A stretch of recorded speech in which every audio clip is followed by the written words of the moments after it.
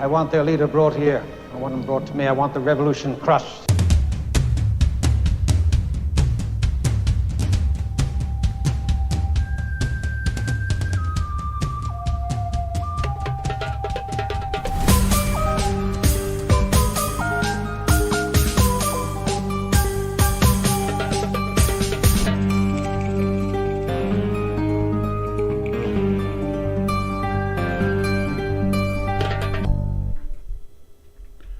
Assalamu alaikum and welcome to the Mad Mamluks. How are you?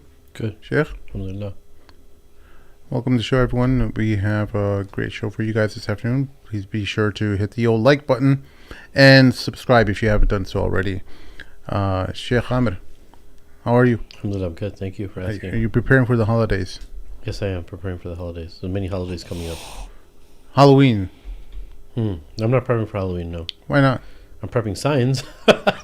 Signs? Yeah, actually our neighborhood doesn't need signs anymore.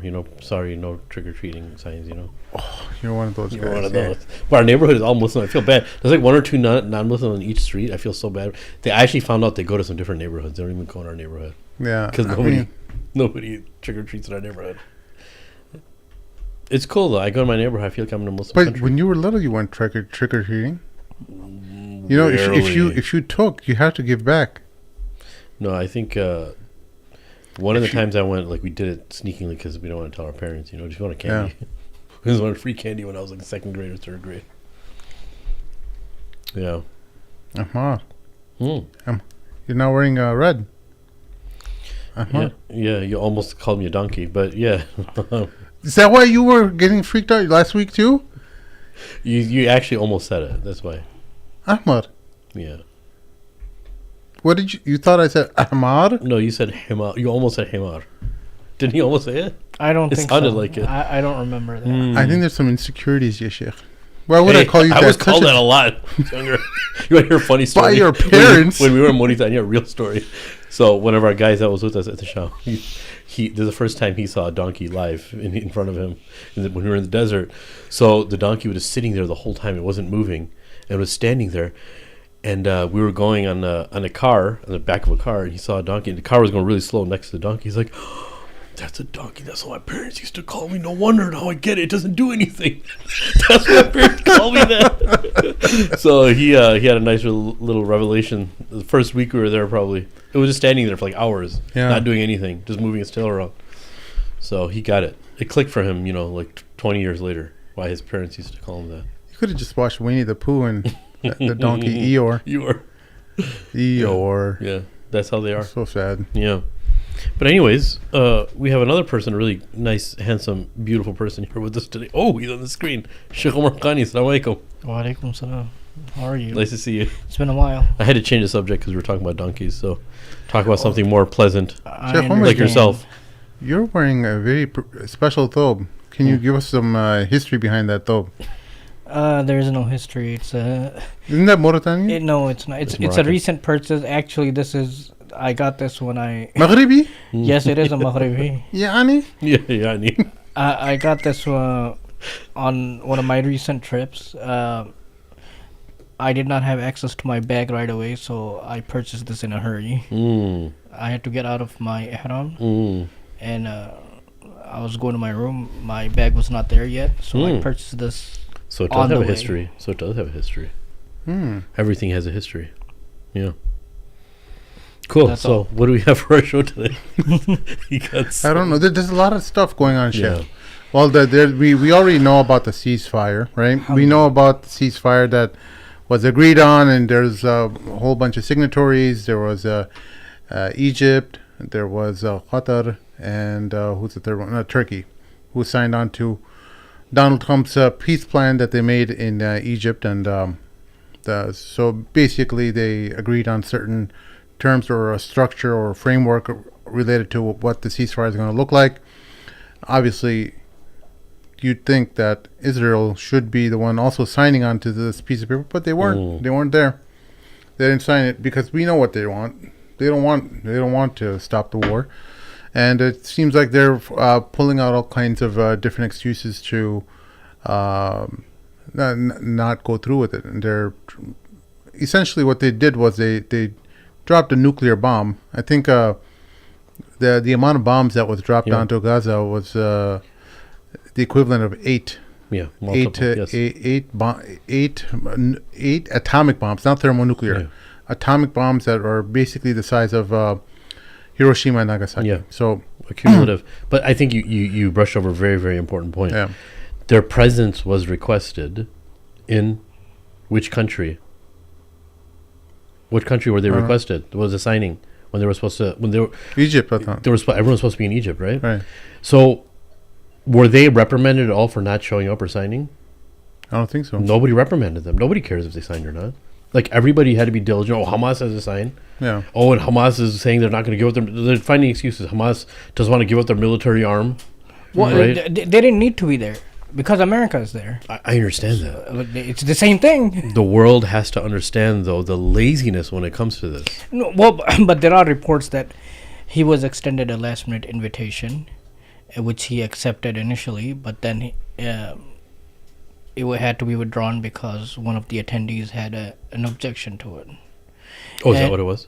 That's what one of the reports suggests. That. So do you think that he? No, honestly, do you think he didn't come for his own security? For his own security? No, reasons? not security. Reports say that Erdogan had a big problem with it, and he said his plane is not going to land if he's going to be there. And some of our fellow Muslims were reminded again of our modern day Erdogan because they think that see. He put his foot down. Yeah, he said the plane is not going to land if he's going to be there. It's theatrics, bro. But what about all the continued relationship that you had with them for the past 2 years? Yes. Okay, why didn't you put your foot down then? Okay, this is all nonsense. People need to wake up from the coma that they're in and realize that every single one of these guys are in the same boat. They're all complicit. Okay. Yeah. So some of the reports indicated that was more for domestic political reasons, more than anything else, because he didn't want to be seen with him on the same stage in a moment like this, especially when he's wanted by by the international what is this court, the international courts for the crimes that he's been committing. That all of these guys have been complicit in one way or the other. But I think the star of the ceremony. Well, first of all, let's talk about the ceremony. Okay, everyone should understand that Trump is the best that has ever been in terms of world leaders to put on a show. That's his history. That's what he's known for. There's no need for any of this. It was all a ceremony for what? How many people know what did they actually sign? What was that document that they signed? No one knows the details. I searched for it, and the only thing that comes up is the 20 points that are so vague that even they are going to have a hard time explaining it to you. So what did they really agree on? What did they really talk about? Okay? And then I think the star of the show, the one that stole the spotlight was I think Shehbaz Sharif. Shehbaz. He was so cute. Oh my God, he's so cute. Let's put up a video of old Shehbaz here. 1 second here. Go ahead. But basically, right now the situation is where they're trying to do the exchange of bodies. Yeah. The exchange of dead bodies is happening, and Israel gave back a whole bunch of dead bodies of Palestinian prisoners, and the Palestinian side as well is doing the same. But the problem is that because they dropped what is about eight atomic bombs on Gaza, they're not able to reach to the bodies. They don't know. Maybe many of these people are completely. Even the people who took those prisoners, they're even dead. Yeah. So it's not going to be an easy process to get to those bodies, and Israel is trying to use this. Netanyahu and them are trying to use this as an excuse to continue the war again. But part of the agreement was that they are to return all living captives that they had. And I think it's important to understand the terminology here as well. because the media wants you to believe that one side, what the Palestinians were holding were hostages, while what the other side were holding were what? Prisoners. Yeah. Why is one side prisoner? Why is the other side hostage? Yeah. When a lot of those hostages that were held were soldiers. Yeah. Okay, so I think we need to define, clarify that Very first. true. Very true. That both sides had the 2,000 people that they let go. What was the crime that they committed? Nothing. They the 2,000. They still have close to 10,000 that they're holding. Why don't they let them go too then? All right, Yeah. here's the video. Is a great country with a very good friend of mine at the top, and he's just done a fantastic job. And I think that Pakistan and India are going to live very nicely together, right? That's not a very... They are. And they're two great, I'd say, leaders, great leaders. You know what he told him there? What did he say? India. If you go back a little bit, Yeah. he tries to remind him again about the 7 planes that they shot down. Oh, Look at him. They are. And they're two great... That's not a very... Now watch him. Right? That's not a very... They are. oh, 7 planes. He And they're said. two great, I'd say, leaders. Okay, that's Wow, I didn't know one that. thing. But here's another Let's one. listen to his wonderful speech that he gave. Yeah, that's the one. I thought that was going to be the one, but Sounds like a very noble peace agreement. Oh yeah, I can. Just the fact that he expects people to bring him up and talk about what he deserves. Who does that? If you're actually a good leader, and you don't need to have people announce what you deserve, bro. It's so. Well, the whole reason for the ceremony was that. Yeah, exactly. That's what it comes I would up. like to nominate this great president for Nobel Peace Prize. Efforts Nobel Peace Prize. led by President Trump, who is genuinely a man of peace, who has relentlessly and untiringly worked throughout these months, day in and day out, to make this world a place to live. Sorry, with look, peace look at and Trump's face and look at Keir Starmer's face. Even Trump seems confused, like, what the hell? Even the lady in the back, she opened Yeah. her eyes. She was like, oh, that's Maloney. she opened her eyes. She was really confused. Yeah. Oh. All right. Well, I lost it. That's all good. But the fact that this whole thing happens, a spectacle, and he just wants him to announce how good of a president he is and he deserves a Nobel Peace Prize. Dude, I don't even know where to start with this. You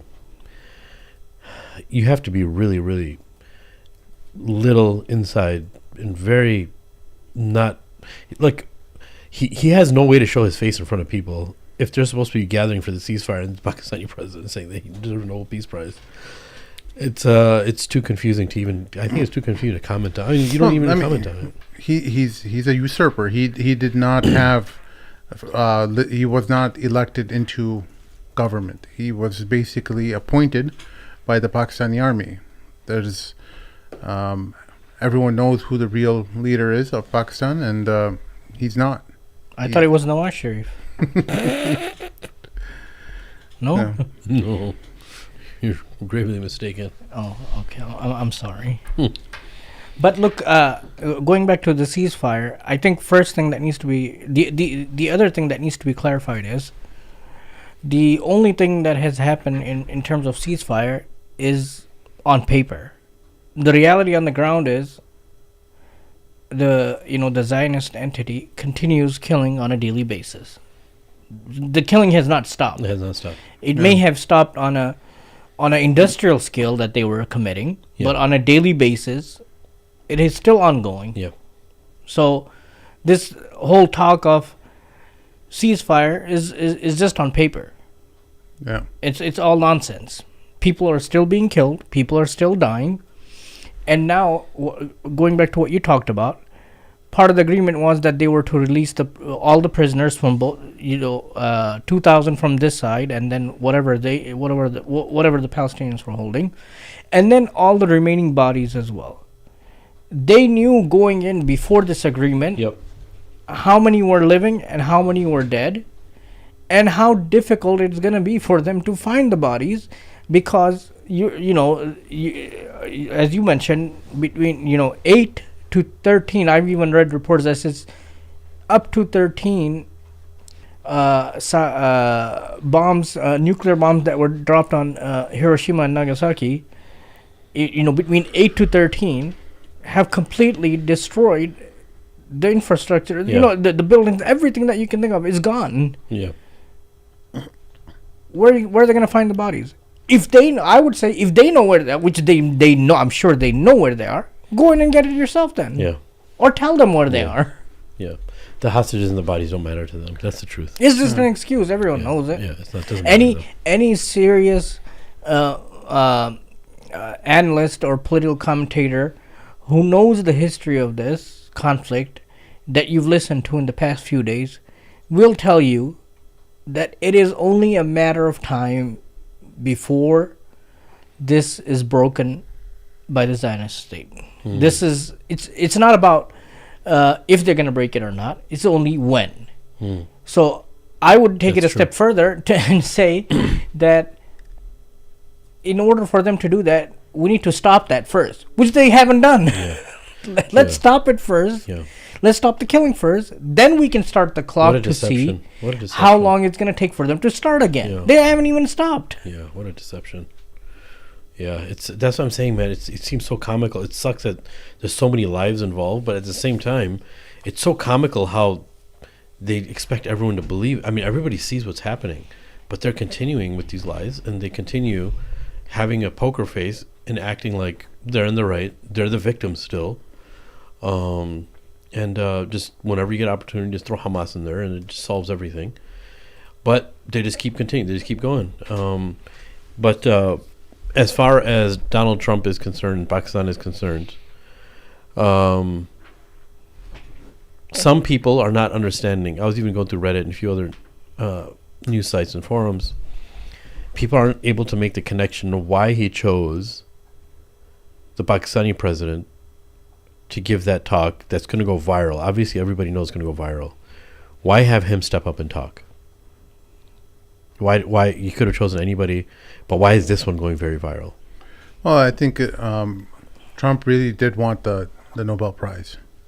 So that was important to him, and he felt like if anyone who would be that grateful, it would be Pakistan. But not just that, because Pakistan's entire military and everything is held in place by America. Like this idea that, we're independent Pakistanis and stuff.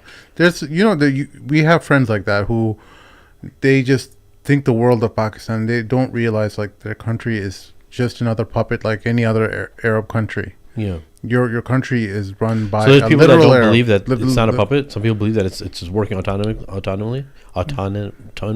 It's run by the military, who's in turn was trained and given education in America and was brought up by the Americans and put in place in power in Pakistan by the Americans. So they're completely dependent on America and the Saudis by extension.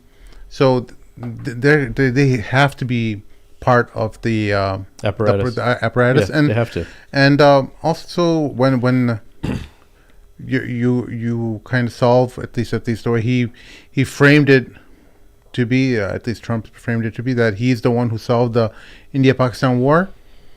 He brought peace. He brought peace. So he wants to be known. He's worried about his legacy, because who wouldn't be? Look at what happened with Biden. His whole legacy got tarnished by Gaza. Genocide Joe. So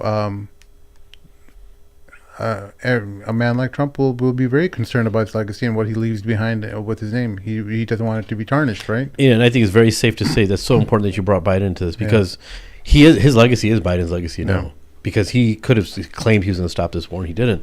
So the fight for this Nobel Peace Prize is him hanging by strings. He has to get this.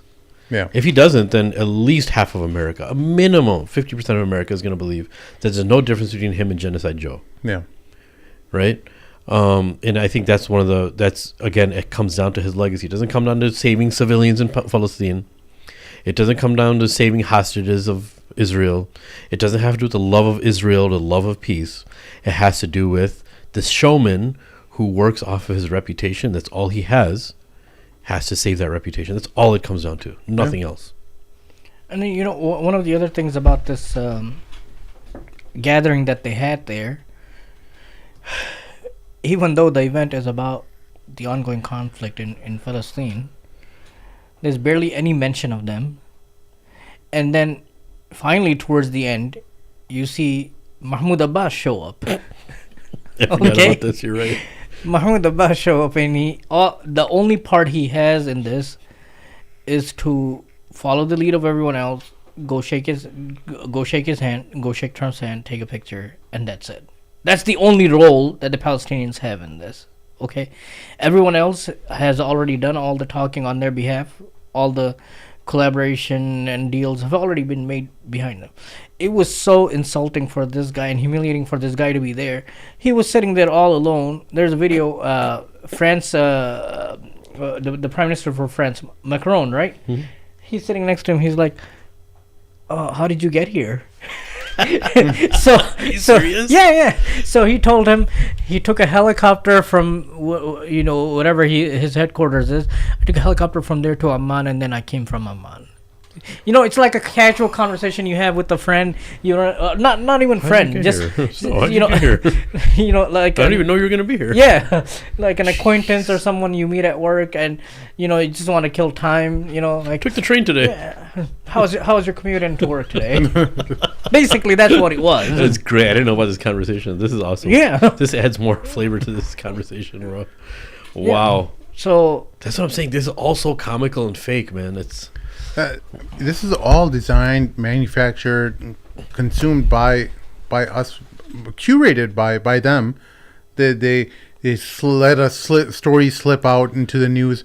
Oh, Erdogan was upset that Netanyahu was going to come to the conference, so at the last minute they had to cancel. Like, are we?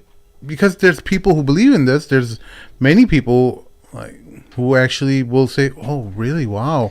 Erdogan really stood, because they're naive. They don't know how demonic and evil they are. I don't even blame people for not understanding. It's just these people are so far clever. So they're so clever. They're so diabolical in their scheming that they curate the news for you. And even the so-called leaks that you get from the White House and stuff, those are all curated. Those are intentional leaks that come out into the public to for whatever purpose they have, And I think one other really important thing is when you say diabolical, there's something really quick. That's very true. People don't realize how evil people can actually be. People are actually very innocent. A lot of the people that I talk to, even people that you see on, that are pretty active on social media, some of these people are really they couldn't believe that someone could be this diabolical to do this for their own interests and for their own quote-unquote self-preservation. So again, we don't obviously blame them, because they actually haven't seen how evil these people can be. They haven't had to deal with this, and they can't fathom how evil you have to be to do this. Yeah. So that's why you can't blame them either. That's why it's a big mess, man. Yeah. I like how you threw the earth roll thing in there. I've literally heard people say that he's a living modern day sultan. Yeah, that's what they say. He's our savior right now. That's why I'm going on vacation to Turkey next week. I'm thinking about moving my family there. Yes, we'll reenact earth roll over there. There's another earth roll that has come into play. I don't know if you heard about this guy. Oh yes, this guy. His interview is beautiful. Why do you think Israel has an interest in keeping Syria weak if the risk is potential terrorism? بسبب أطماع التوسعية. You believe Israel wants to take more Syrian territory? إسرائيل عندها الآن حكومة في إسرائيل حكومة متطرفة وذات اليمين والعقائد اليهودية التي يعني يعتقدون بها تؤثر في سلوكهم السياسي في هذا الوقت. فهم يعتقدون أن إسرائيل لديها الحق في أن تتوسع وأن يكون لديها دولة أوسع مما هي عليه his الآن. Arabic, he pronounces everything so perfectly. Is that? Am I just saying? He's Syrian. A lot of Syrians talk like that. يكون هناك عنوان في إسرائيل الكبرى. A noob وفي like المرحلة He's still talking a الحالية little تتوسع colloquial. It's not اتجاه pure Fusha, but Yeah. he's got a nice accent. He's one of the better ones than a lot of the other Yeah, you hear ones. out CC there. try to talk. I can't understand these other Arabs. He's Oh, not sorry. speaking Arabic. Sorry, guys. I think في جنوب السوري. people are trying هذا to. بشكل أو آخر يؤذي الأردن لأنه يسبب حصار للأردن. وأيضا أي توسع إلى اتجاه الشمال فهذا سيؤذي العراق وسيؤذي تركيا في نفس الوقت. He's So well we- spoken for sure, So but go ahead yeah. and translate it for the listeners who are listening on the podcast. Oh, you'd have to play it again. Sorry, man. I mean, Well, basically, he's the interviewer is asking Ahmad al-Shara what Israel's ambitions are, and he's basically saying that they're a country who has is in control of a far-right government, and that their ambitions are to create a greater Israel. yeah. And They're so expansionist by nature. So, the only reason I'm sharing this is because there's this narrative out there. I'm not we're not like pro Ahmad Shara show, but we're at least for me, I consider for myself. I just say, hey, Give him a chance. give him a chance. Let's just see what happens. I'm not saying he's Ertugrul or whatever or the next Sultan, but he needs time before you call him. And the thing with the pro-Iran crowd on Twitter and stuff, they're all like, that he's they call him Julani and stuff like that, and that's just sour grapes because they lost their hero Bashar Assad in the revolution. So they were sharing clips of Ahmad Shara meeting Putin and stuff because Putin it was working hand in hand with Bashar Assad in the slaughter of millions of Syrians, and hosting him now too. So yeah, but that's what politics is though. Like, I don't know what to tell you. Like, is that something that I don't think Ahmad Shara enjoyed if he's sincere at all in any aspect of his love for his people. I don't think that's a very easy thing to do, to go and meet someone almost the equivalent of Netanyahu, the way the Russians supported and Bashar Assad, and they taught him how to coordinate the logistics in a lot of the airstrikes that were dropped on the Syrians. It's tough. So, but they are a superpower. I mean, a mini superpower, not the same kind of superpower they were in the past, but nevertheless, they've withstood all the efforts that the Americans threw at them in trying to crush their economy and beat them in the war effort, and they couldn't. The Americans pulled every trick out of the book. Yeah. Cut them off from the SWIFT, gave Ukraine all kinds of weapons, every available technology that America has to beat the Russians, and they're still standing. But isn't it true? Like, again, I'm very uninitiated compared to you guys, so I'm honestly asking. Isn't it kind of understood that Ahmad Shara is understood to be trained directly or indirectly, passively by America to be a puppet of America in Syria? Isn't that kind of understood? I don't think it's so much understood as they have. Ahmad Shara has Erdogan's backing, and Erdogan has America's backing. So I'm sure what the conversation it's kind of like, you vouch for someone. Remember you hear about those mobster movies. I vouch for him. He's under my tutelage, my direction. He's my guy. He could have been a Turkish operative or someone like that, but when the Syrian war first happened and all the wars were happening between the Syrians, and there was internal fightings within the rebels. Forget about the overall civil war. Yeah. The rebels started fighting each other. You would hear whispers of this guy named Jolani. Yeah. And you're like, what's this Jolani guy? No, there's no pictures of him anywhere. And it took many years before actually any pictures surfaced of him. But he was kind of like a mythical figure, but everyone was kind of joining his cause. All the rebels were kind of uniting under him, and he had some level of charisma and an ability to navigate these difficult situations. So, that all being said, when you hear American politicians like Ted Cruz and them, who are rabid Zionists, who are incredible Zionists, it gives you concern when they're saying they're cheering on Ahmed al-Shara, and you have news reporters flirting with him. You're like, wait, what's going on here? Is there something that I need to be concerned about? Because they don't usually do this for everyone. They don't pull out the red carpet for everyone. So you're saying there's nothing definitive, just to be clear. You're saying there's nothing definitive to know where he's swaying. Like, he's Tough. Hang on 1 second. Let me share. Go ahead. Finish your thought. Yeah, because you said that we still have to wait a little bit, right? Yeah. So since you said that, that's my question around that is, if you're saying we still have to wait, like waiting, like what are you referring to? Waiting for what? To find out what? Yeah, you have to sometimes let political things happen, world events to transpire where people show themselves as who they are. And So you're saying that he probably hasn't shown himself completely yet because because he's inherited a mess. You have to look at He's the reality. inherited a mess. No, yeah, you have to look at the reality. Not just you. People need to look at the reality of what he's working with. Yes. What the country has endured for the past 13 years in a Yes. civil war, where majority of the country and the cities have been destroyed and bombed, and more than the official figures say more than 500,000 have been killed, and close to 50% of the entire population of the country had been made refugees. Now he came into power, okay, or he was brought into power, whichever theory you subscribe to, that's up to you, okay. Time after time, he has repeated that his priority right now is to rebuild the country. Syria, yeah. Okay, rebuild the country, rebuild the infrastructure. People still don't have power. People still don't have drinking water. He's working on bringing investments into the country and all these things.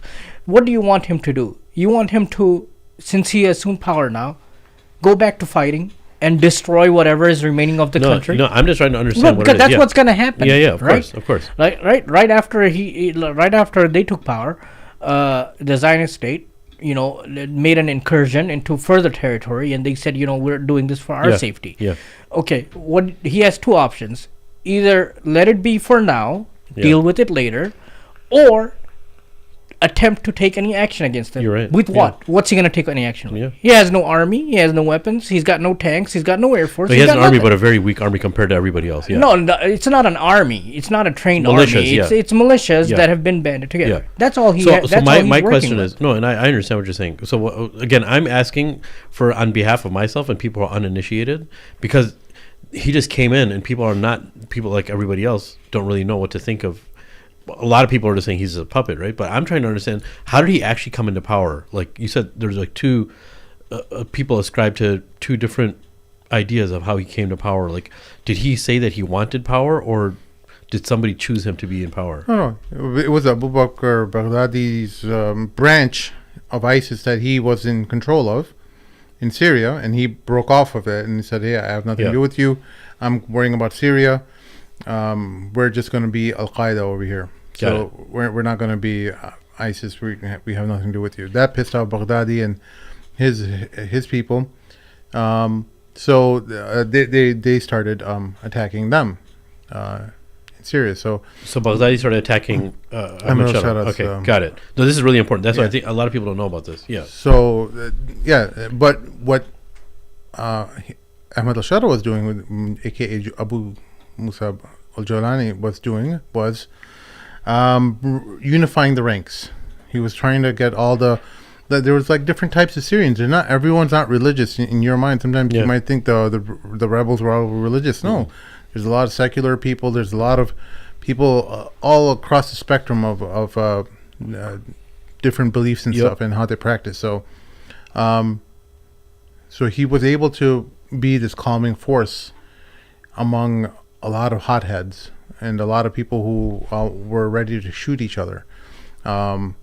People who didn't follow the Syrian war won't understand the layers and layers of chaos that happened. Just incredible. The people need to understand that the Syrian rebels were about to win until where I sincerely believe the Israelis used ISIS to create a wedge. They used their every operative they can to further destabilize the country into more chaos. And at some point, though, you have to stop blaming the Israelis too. There's just a lot of problems within Muslims as well. Yes, they're pulling the strings, but there's problems within us that need to be addressed. And I think that's very important. I don't want to keep. So basically, his popularity because of that. Yeah. And everybody's done this. You could tell by his interviews and the way he talks. He's got a different demeanor than everybody else. Yeah. He's a very calm demeanor, and that obviously helped him. So his party and the rebels got strong, and they were the ones basically who the country, or majority of the country who had power, would say that these are the people that should be in power. Jolani should be in power, or Ahmed Shara should be in power. That's kind of how it happened, right? Yeah. It's not like America's like, okay, Jolani, come over here. He's going to be ruling you. It's not like what they did with what they did with Blair and Gaza. That's not what happened. Well, so you have to understand, when you're the West, you're engaging Syria through your nearest partner, their neighbor, which is Turkey, which is historical ties to Syria, and the level of support that Turkey gave to Syria is undeniable. You cannot question how much effort and humanitarian aid, how many people they took in. Yes, of course, yes, we know about the secular Turks who wanted them gone and stuff, but there's a lot of good Turks who were there who took them in and sheltered them. So so the West engages with Syria through Turkey because they don't have they're not obviously not going to do it with Russia, right? So Turkey being the power player they are, they made sure that they vetted Shara and made sure that he's renounced some of his previous views. Not just that, but he's a pragmatic person. He's not someone who can play ball, who's very ideologically stringent. Like, this is we're going to implement this tomorrow, and we're going to go to war if it doesn't happen. You know, he's not that kind of a person. Pragmatism is something that is a quality where they want to see, hey, is this guy, you know, is he a team player? Is he a team player? Yeah. Yeah. You know, the corporate word. Can you come halfway with us? Yeah. Can you meet us halfway? Yeah. Sometimes can you meet us 90%? Yeah. And the reason why this is really important, so now the thing is, I want people to understand how this ties into Israel now and why this lady's asking about Israel, because a lot of the Muslim world, when they knew his reputation, the first thing they were asking about was Israel. Yeah. Right? Well, I think, but not just him. That's a default question. It's a default question. But he comes from a different mindset than the rest of the leaders. That's true. But I'm just saying, in general, any practicing Muslim who goes on any show for any type of interview, that's a default question that you're going to get. Yeah. I don't understand. Even if you're Mamdani. Yeah. Yeah. Oh, even if you're I should say a Mamdani. Yes. It doesn't matter. You could be talking about the weather today, but that's the question you're going to be asked about first. You're right. Okay, so that's a default question. But especially for him, of course, they want to. And the other thing that you mentioned, last thing is you said that you can't put all blame on them. While you're doing, can you cue up the very important clip from that interview? I got it right. And I think the other thing that he mentioned is super, super important is, Israel's done a lot of damage and all that kind of stuff, but there's a lot of blame on Muslims too. The reason why Muslims are in the situation that we're in right now is because of Muslims also. It's not just like a whole bunch of enemies came in and attacked us and we were like on the deen, we were all protecting each other, we all had unity, we all loved each other. That's not what happened, right? Yeah. What do you mean? I don't understand. What I'm trying to say is he said that, people were saying that Israel had their hand in ISIS and like a lot of the instabilities. Instabilities and having their own agents and causing instability when Ahmed Shara was up and rising, and just generally with using ISIS. And he said that we have to also blame. We can't blame everything on Israel. We have to take some blame for what's happening, not just there, but in the Muslim world. I would say that an extension is the Muslim world, and in Gaza and in Palestine. It's not an Israel exclusive problem. It's a Muslim problem. That's why we say, look, Israel does what it has to do. Everybody knows their plan. It's the Muslims themselves, or people who claim that they're brothers of the Palestinians or the people of Palestine, who should be doing a much better job. Obviously, it's their fault to be protecting them, right? And it's our fault, the Muslims, to be protecting them. If Israel sees that and they use our weakness, of course. But the reason why I was saying that is we're to blame also. We can't take blame away from Muslims either, right? Yeah, instability They're capitalizing on the instability, but that instability is there originally because of us, because of Muslims. But that's going against the Here we go. traditional Desi teaching that we've been brought up with. Anything that goes against against us, I might not have gotten the job that I wanted, or bought the car that I wanted or something. It's always a Yehudi sazish. Yehudi sazish. Can you explain the word sazish to the Conspiracy. Conspiracy. I love that word. Yeah. Anyways. Well, but there is a lot of conspiracy, at least with the Mossad and everything. Yeah. But the problem is, I mean, conspiracies and plots and stuff like that, they've existed since the time of the Prophet. Yeah, in the beginning of time. Yeah. The problem with this is that the environment has to be susceptible to this. You can't form conspiracies with people who, I mean, you can't have a very meaningful, lasting conspiracy as what the Zionists have done. If the people aren't weak, if the people were not weak, they would not be able to get away with this stuff. If the Americans and the world had strong basis of morality, even in their Christian tradition, if they had strong sense of Christian values and stuff like that, these plots would not fester in your world. But because you've opened up your society to secular liberal values, people started straying away from their religion. They started, taking whichever piece of whichever religion, combining religions, discarding things they don't like, and calling it their religion. The same problems with Christianity are happening now with Islam, but with Muslims, with Muslims, it's just sometimes there's no word for it. Even you hear all kinds of crazy talk that you hear from Muslims who are saying they're practicing Islam, but their actions and beliefs don't have any correlation to the teachings, right? So ultimately, you can't say the devil made me do it, right? That's what it comes out to. You can't go on the Day of Judgment and say, oh, the Mossad.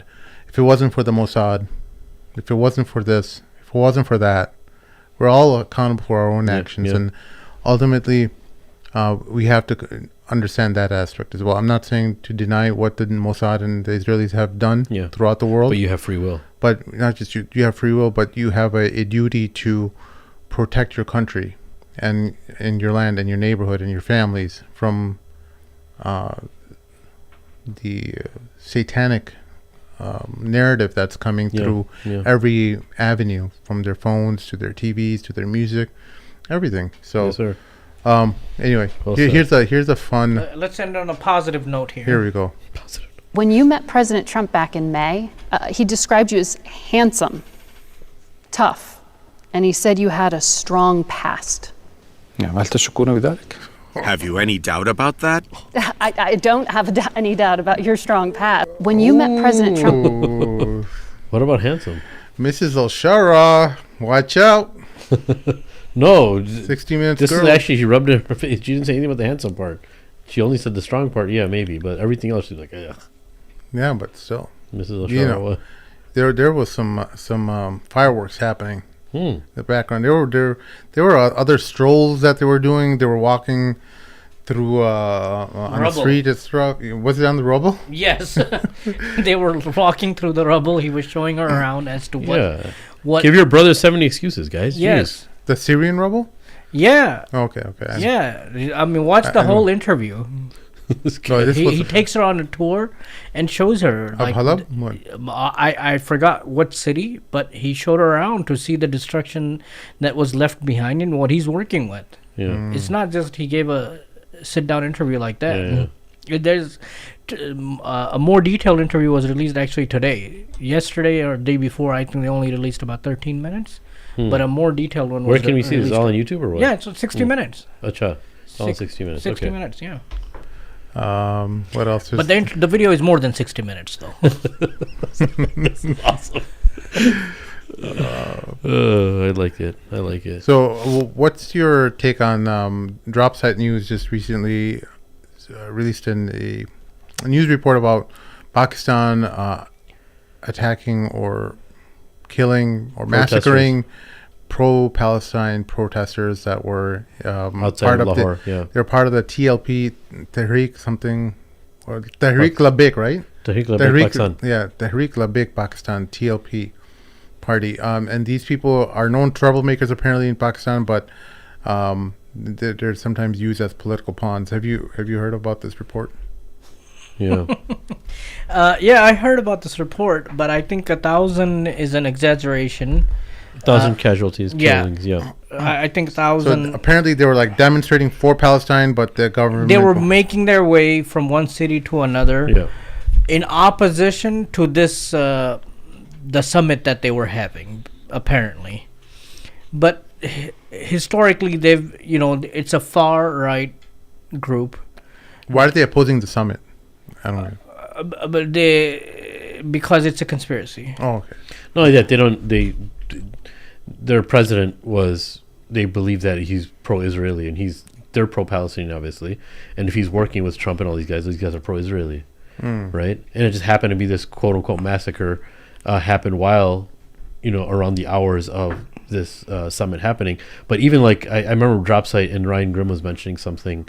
In 2024, the same group was used as there were other groups too, but they were protesting Imran Khan, and the government knew about it, and they actually intentionally wanted havoc to be caused and chaos to be caused, and then they killed some of this, and obviously were very violent with the protesters, and supposedly they used the same method here. They knew these guys were getting together, they waited for it to get a little big, and then they were showing people that, hey, protesting is not going to work here, especially when it comes to this. Obviously, because the government knows that Pakistan's in talks with America, America's in talks, obviously, with Israel. They're all, kind of working together directly or by osmosis. And they don't want any of these protests to happen, especially when it comes to Israel, because Pakistan is trying to make itself look very good in front of America, Saudi, and Israel because of this friendship. And they can't have their new friends be disgruntled by these protests that are happening. So the massacre claim is that there's 1,000 people. Now Ryan Grimm and Dropsite is claiming that they haven't mentioned their like specific citations of anything. They just said we have somebody really in the inside, people in the inside that know these numbers for sure, but a lot of these people were dissolved through chemicals and killed and stuff. They're saying that it reached about 1,000 people, and I'm not sure if it was just regarding this protest itself that was outside of Lahore by TLP. No, that's a highly doubtful number. Right. Especially 1,000 people were killed. That's a lot of people. For a society like Pakistan, who can't even keep their mouth shut with what's happening in their next door neighborhood, with what's happening there next, in the house next door.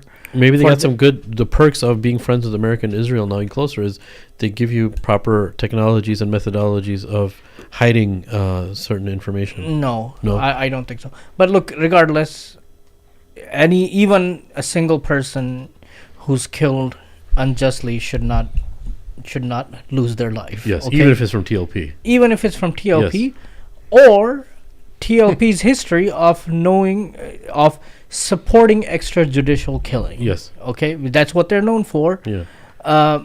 Because it's a extremist movement in the sense that they subscribe to the Barelvi movement. Okay.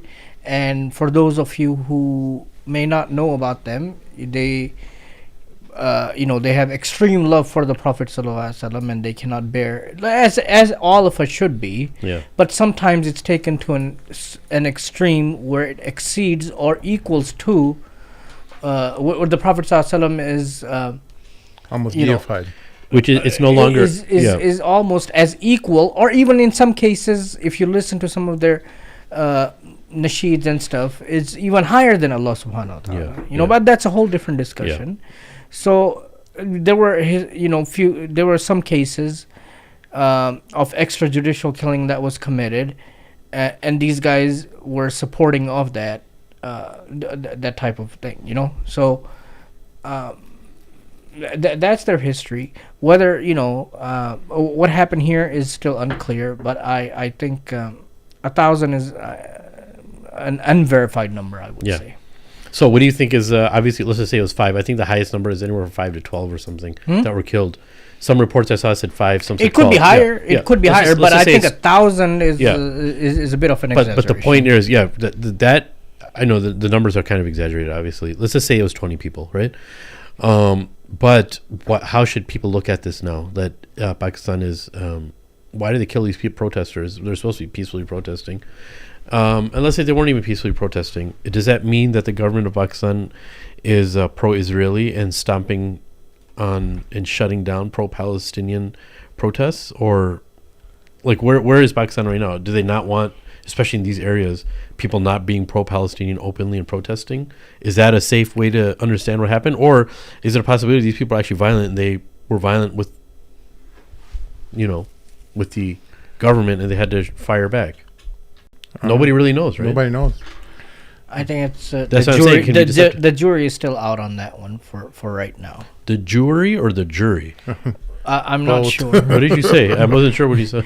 But hold on.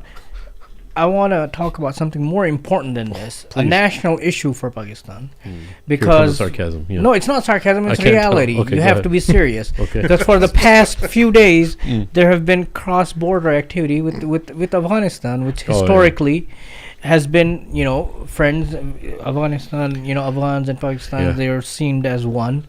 But now the foreign minister of Afghanistan visited India. He visited Deoband, and Pakistan is not happy about it. So they've been, fighting across the border for the past few days, and then as of today, there was a temporary ceasefire that was called. But I was wondering, for the past few days, since Afghanistan claimed to have killed so many number of Pakistani soldiers, and Pakistan has also claimed so many numbers of people, number of soldiers that they've killed in Afghanistan as well. I was just waiting to wake up one day and see that finally Saudi Arabia has come to the defense of Pakistan based on their recently agreed mutual defense pact. When was that going to happen? I knew there was something coming Oh up. God! Jeez. I mean, it's a mutual defense pact, right? Like, Yeah. He actually had a valid point. like when Yeah. was that? Was that about to happen? Is that why they agreed to a ceasefire? I see what Good you're point. doing here. I'm just That's asking. actually a pretty good point, though. I know you're joking, but it's actually a good point. Like, it's a mutual defense pact, right? You attack us, we'll defend you. Someone attacks you, we'll defend Yeah. you. Yeah, So, when was that going to happen? that was actually very clear in their word. Where's the in their Saudi wording. army? Is what you're asking? Huh? Where's the Saudi army to come to Pakistan's defense? And where's the outrage? That's what you're saying. Actually, I know. Oh, we go. New revelation just happened right now. Uh-huh. They were about to take action. That's why they called ceasefire. That's why they had a very small delegation present in Egypt from Saudi Arabia's point. That's why Mohammed bin Salman was not there either, because he was contemplating on how to assist Pakistan in this great crisis that they were undergoing. Yeah. He said, I can't attend that summit right now. I got something bigger to take I think care there were of." like 50 people killed, right, in this attack over Pakistan and Afghanistan. More than that, I think. Official numbers, both sides saying, we killed so many, Yeah. I'm not sure. But regardless, there Yeah. have been a number of lives that have been lost. Yeah, Where's this mutual pact? yeah, And when is that going to come into Well, play? so a lot of people are confused about why Afghanistan. yes, Because what we've always been told since 9/11 days was that the Taliban were people that the Pakistanis supported. They trained and they led to them taking power in Afghanistan. Shouldn't they be like close allies?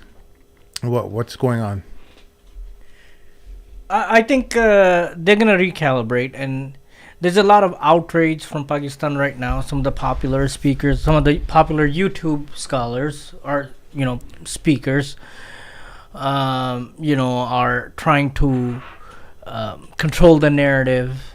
Some of them are outright cursing, the Afghans, telling them we've done so much for you, especially in the 80s during the Soviet invasion. but they forget to mention that it was actually the West that supported Pakistan and gave them millions and millions of dollars to support them and host them and all of those things. That part is somehow, conveniently forgotten. But I think Afghanistan historically has had more closer and friendlier relations with Pakistan than India, like historically. But I think Afghanistan wants to come out of that shadow and make some new friends. Yeah. And make some new alliances. Rebranding themselves. Yes. That's why they went, to host the foreign minister of the Taliban government.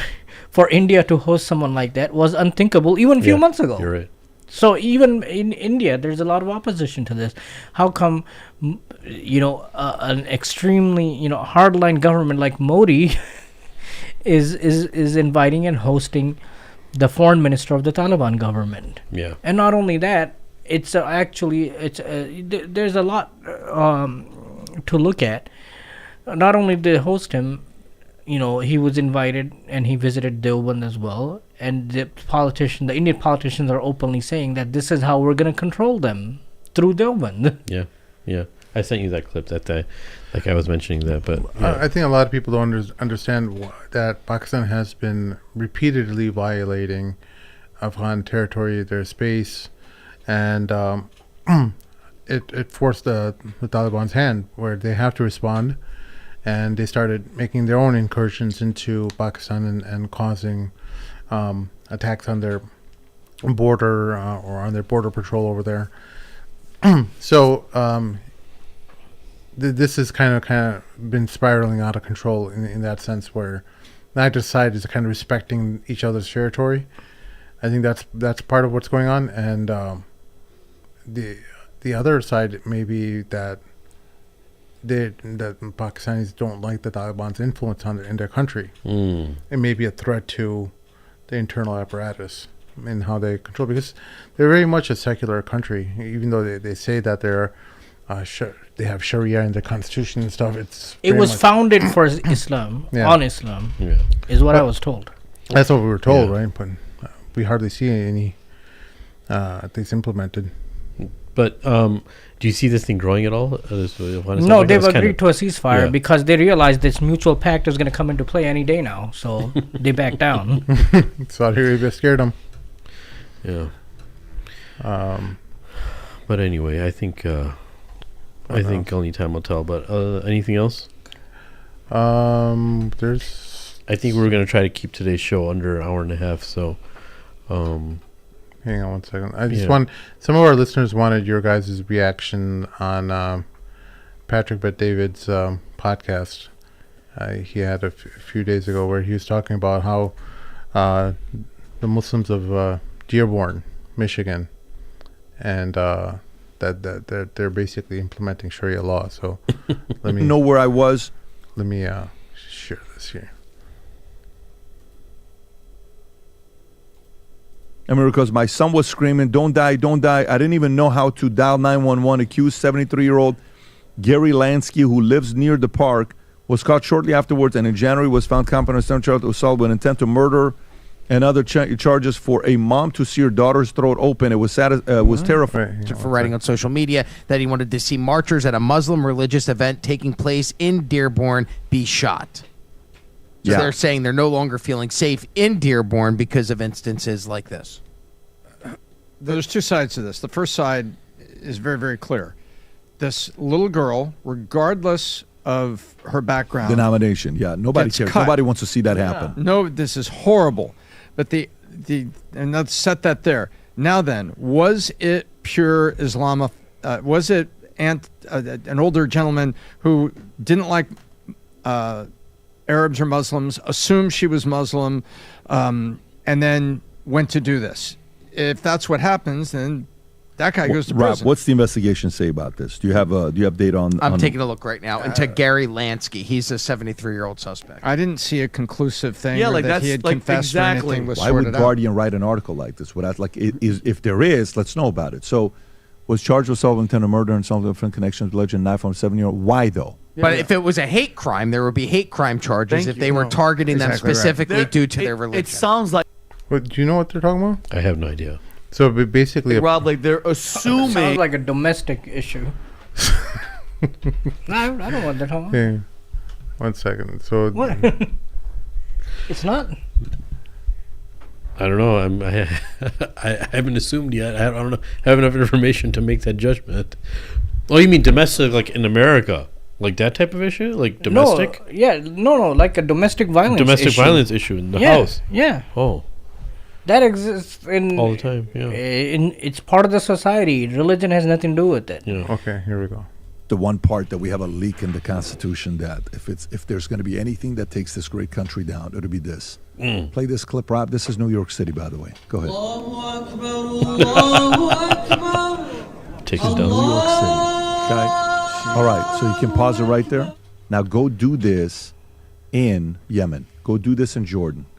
Go do this in Iran. Go do this in.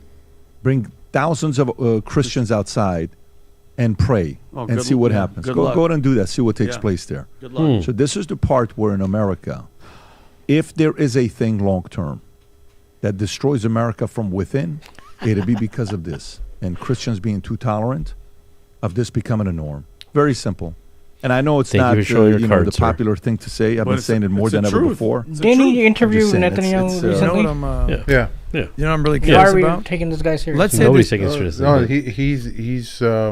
No, he's someone who has a lot. No, I'm saying followers between and- us, nobody's taking him seriously. He's not playing taking it obviously, seriously. We don't take him seriously. But of course he's, not. he's got a lot of followers and Okay, viewers. Yeah. but the answer to this nonsense is pretty simple. Multifaceted answer. But go ahead. Yes. My response would be, the Constitution of this country says that you can. You talked about Yemen or Saudi Arabia or anyone. The official law is you cannot. It's very simple. Yeah. But your Constitution says that I can do it. Yeah. If your Constitution says I can't do it, and if I'm doing it, yes, then I'm breaking the law. Yeah. They're But you're telling me I can do it. Yeah. We're telling you can't. On a law level. But other thing he has to remember is he mentioned Yemen. There's Christians in Yemen. They pray openly in their Christian areas. There's Christians in Syria. They openly pray. Yeah. The biggest churches in Palestine, the oldest church, they pray. The keys are held by Muslims. Yeah. No. I think what I'm saying is, I was just mentioning I'm the saying New York he's City idiotic. thing, the Times Square thing that they showed, right? The fact that he showed his cards of how stupid he is. Yeah. No, it's still, like, you can get really popular and you can have a lot of viewers and all that kind of stuff, and you can still be really, really stupid. I didn't expect him to be this stupid because he comes from Iran, and I should understand some Muslim culture and understand how many Christians are in Muslim countries and still pray openly. The most protected cathedrals and churches and religious institutions in Egypt are churches with armed guards 24/7. Masjids, you can't be in front of. The government is more harsh towards Muslims in masjids and handling around masjids than they are with churches. So that's the first thing. The second thing is the constitutional thing, like you said. Yeah, the Constitution says so. And he said it's going to destroy this within. This is him showing that this is New York City. This doesn't happen everywhere. New York City has all types of quote-unquote freak shows in Times Square and has religious things, all types of things that are allowed legally to happen. Right, but the fact that he's showing his cards, that he's trying to like promote like this fear mongering about like our country's going to destroy, but our country's going to get destroyed by this. What about you having, like you said, freaking Netanyahu? You don't think that's going to destroy this country? Yeah. But this is nothing. This has been going on for several years. Yeah, he's stupid. He just discovered this now. If anything that's going to destroy the city is the stupidness that I saw yesterday. Yes, please. About, there are many protests against ICE and, what's happening with them. So, Trump wanted to deploy soldiers in Portland out of all the places because apparently there's a civil war going on there. Yesterday you had protesters who were protesting, riding their bicycles naked. Protesting in front of ICE. Okay? Wow, that's painful. Is that improving the society? Is that not is that destroying the society? That's much worse than dudes praying in Times Square. Plus, they've been doing this like years, calling adhan and praying tarawih in Times Square, and this guy's stupid. But yeah, that's disgusting. I didn't even know about this. Did you watch any of the footage on that? No, I don't watch such material. I read about it. Okay, because you seem like you know very well what was happening there. Yeah. Do you think there is a problem though with Muslims? Like, for example, I don't see why Muslims want to pray in Times Square. I'm not saying that there shouldn't, or that's illegal, or that Muslims are taking over. Have you ever been to Times Square? It sounds like the most morally good place. It's not. You see sometimes naked women walking around. I know.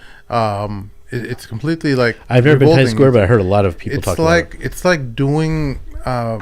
It's like praying around idols, like in the Kaaba. If you imagine like the old Kaaba would be in the in Jahil Arabia, it's like that, because it's just completely antithetical to what Islam is all about. Yeah, I hear your point, but you have to understand where now you have different obviously inclinations of people showing to be recognized as a Muslim community.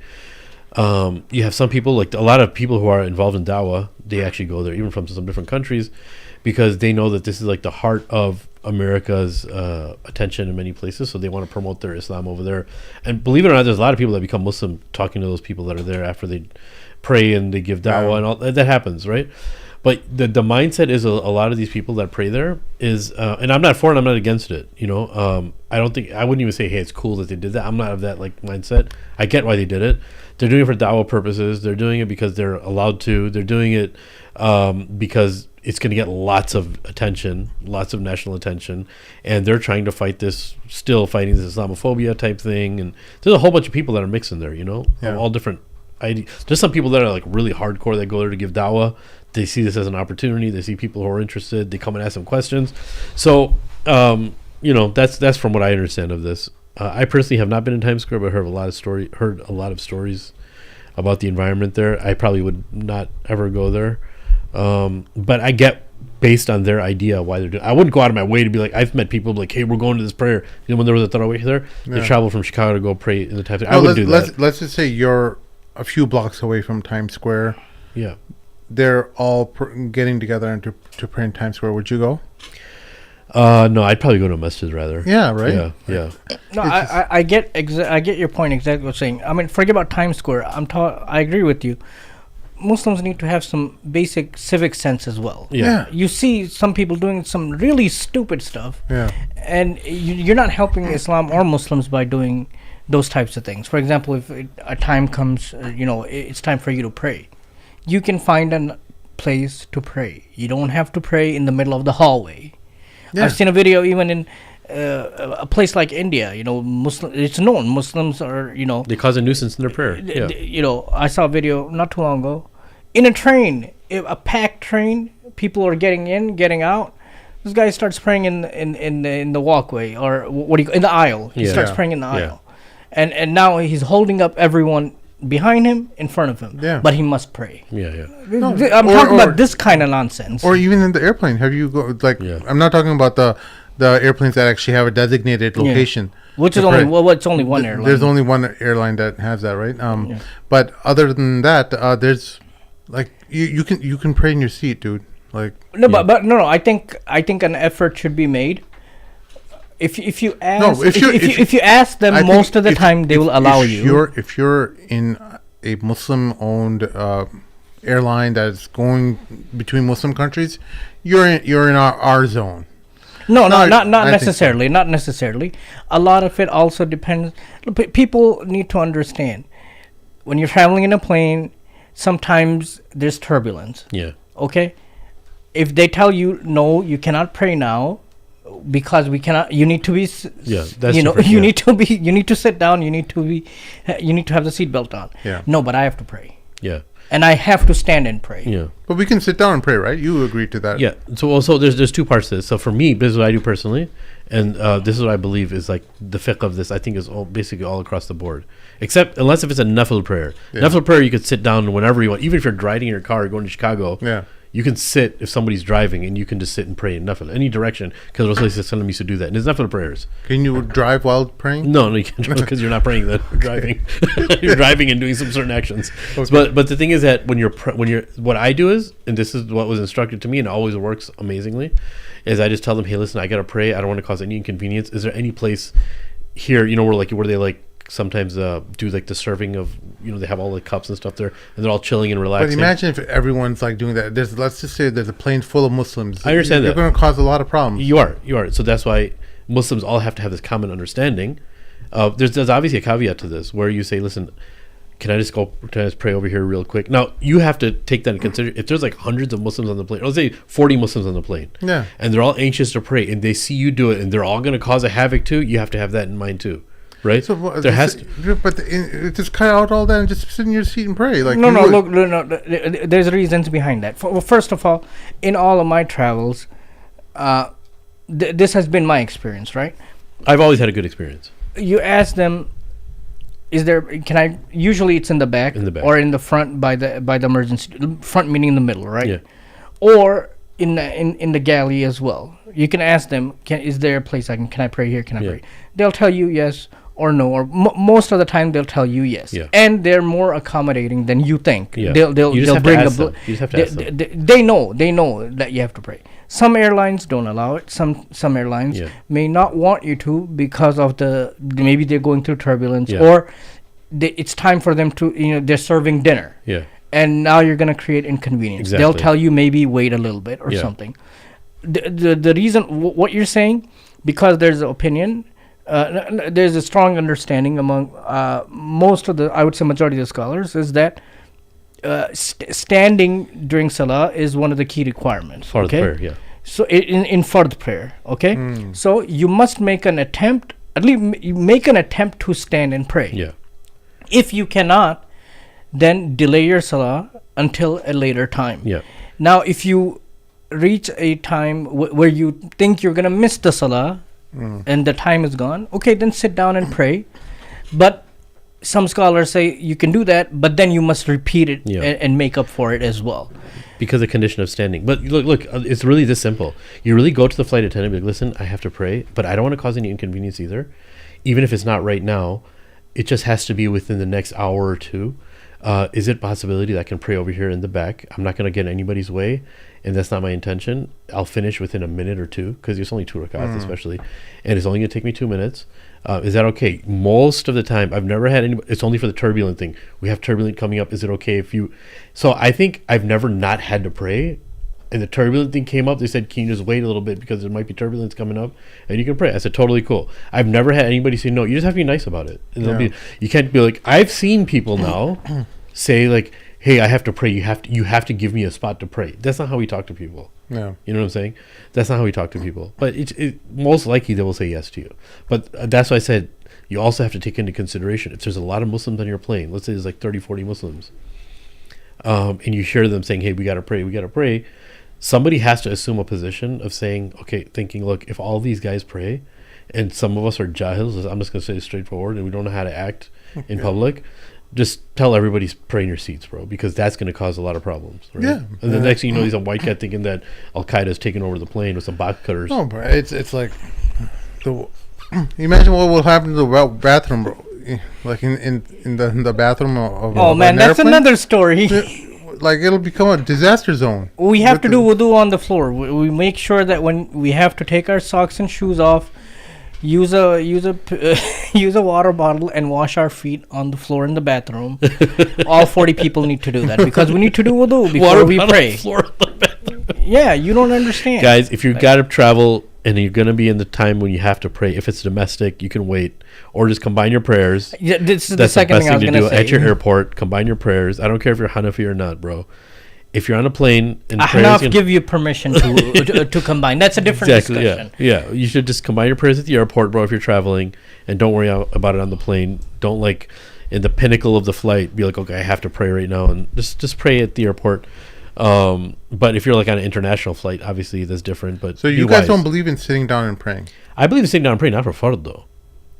Well, conditions of prayer is standing. As long as you're healthy, you have to stand up and pray. You have to get out of your car. It's one of the rukuns, one of the main pillars or requirements where of Salah. Did I hear? I thought like there was a fatwa passed based on like maslaha that it's the benefit of. If you're not able to, then you can sit down. No, but we're talking about the fard. You're assuming you're assuming you have to stand and pray. Fard, you have to pray. You have to stand. So even if you're driving, people think they can sit down driving car. So you're saying on the airplane, even if it's a fard prayer, it's not going to be a fard prayer if you're sitting down and praying. It's not. What do you mean it's not going to be a fard prayer? You're saying if you're praying a fard prayer, you can't pray it sitting down.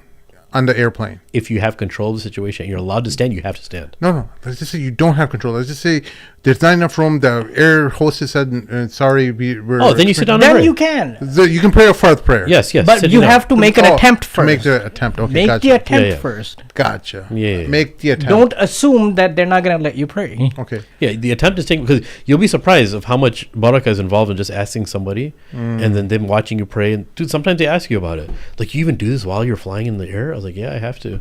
They admire your commitment. Yeah. And we don't know down the line what Allah puts in their heart. The attempt. So the beautiful thing is, I'm glad you mentioned the attempt has to be made within just the attempt. There's barakah. We have to understand that as Muslims, not in our action, just the attempt that takes place within that time frame. Let's say it takes you 30 seconds to make an attempt. Making an attempt means you go and you ask, you talk to people that I'm going to be doing this and that. Within that time frame, there's barakah within that time frame too. But Sheikh, I'm kind of shy. Don't be shy. Maybe that's a good thing for you, bro. You got to What be if I just uncomfortable. email the airplane? Email it, bro. That's not a real attempt, though, bro, because they're not going to read it. The air hostesses are not going to know. I'll email customer support at UnitedAirlines.com. Maybe if you email them, they'll get even worried, bro. Just ask the individuals, bro. Don't ask the company. Well, last thing. Because next thing you know, you're going to ask for a Pepsi can. They're going to, something's going to happen with the Coke can or Pepsi can. This reminded me of another thing, too. If you're traveling in Ramadan, okay, and you're not fasting, let's say you're too pious and you're fasting and it's a 14-hour flight, and if the Muslim next to you is not fasting, don't give him a dirty look. You're not better than that person because you're fasting. That's true. Okay, I seem like he's seen me. This is experience. Yeah, someone was eating on that airplane. Well, someone did him dirty, bro.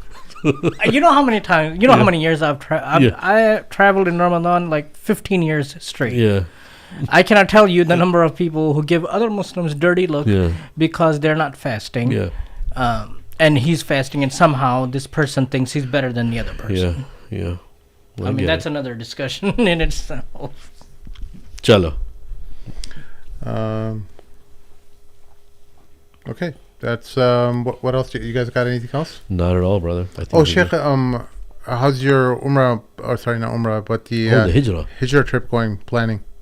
It's coming along. Yeah, it's coming along. We're looking into refining some of the things in there, and maybe possibly have another one later on as well. Yeah, we're working on some of the details. So what they're referring to is the Hijrah walk and the Hijrah going from Mecca to Medina, the path where Rasulullah took Hijrah. So Sheikh Omar is orchestrating and organizing a travel from Mecca to Medina, and how people take Umrah and Hajj groups. He's organizing taking a Hijrah group now, inshallah.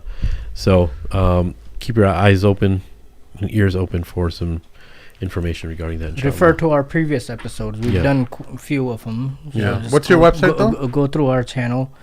I believe it's Nomad Travels. Is there still time for people to register? There's still time. All right. It's November 5th through 5th to 15th. November 5th to 15th. All right, brothers and sisters, you've heard it here. That's our show for this evening. We'll see you all next time. Assalamu alaikum. I want their leader brought here. I want him brought to me. I want the revolution crushed. Make sure to make dua.